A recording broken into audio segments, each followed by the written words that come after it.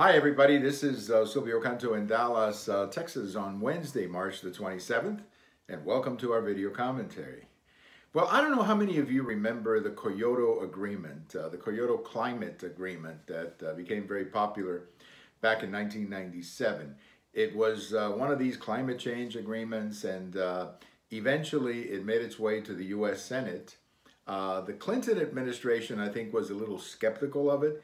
I think Vice President Gore was the one who was kind of endorsing it, but I think President Clinton understood the political risk of passing something like this or forcing Democrats to vote for something like this. So the whole thing went down 97 to 0. 97 no, 0 yes. It just went down. It was a total unanimous collapse, and you never heard again about the Kyoto Treaty in the United States. Well, earlier this year, that new congresswoman from New York, Alejandra Ocasio-Cortez, decided to come up with a Green Deal, and it was endorsed by many Democrats. The majority leader, Mitchell of the Senate, said, great, let's put it up to a vote. Let's see how many of you actually support this. So they put it up to a vote, and you couldn't get a single Democrat to vote for it. You had 47 Republicans who voted, or 53, I think, Republicans who voted no, and then you had a bunch of Democrats who voted present. At the end of the day, they couldn't get the votes to move it forward. So what happened? Well, the same thing that happened with Kyoto.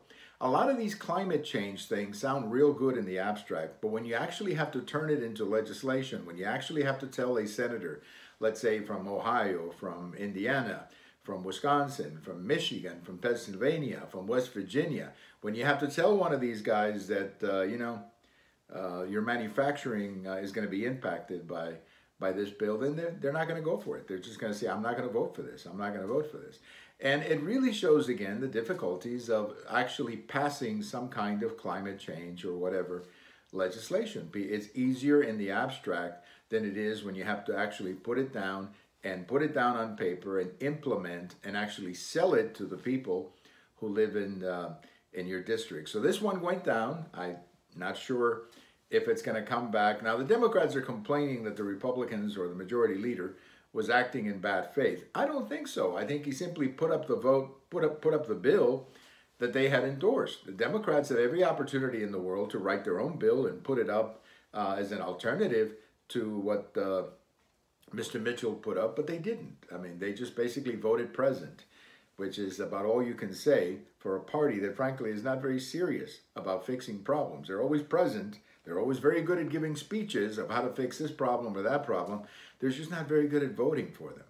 And so the next time you hear a Democrat talk about Green Deal or the Green Climate Deal or whatever, just ask them a question. Why didn't you vote for it when it came up to a vote? Have them explain that to you and see what they say. Thank you for watching. We have all of these on YouTube, we have them on Twitter, and we have them on my blog. And if today's your birthday, happy birthday. Bye-bye, everybody.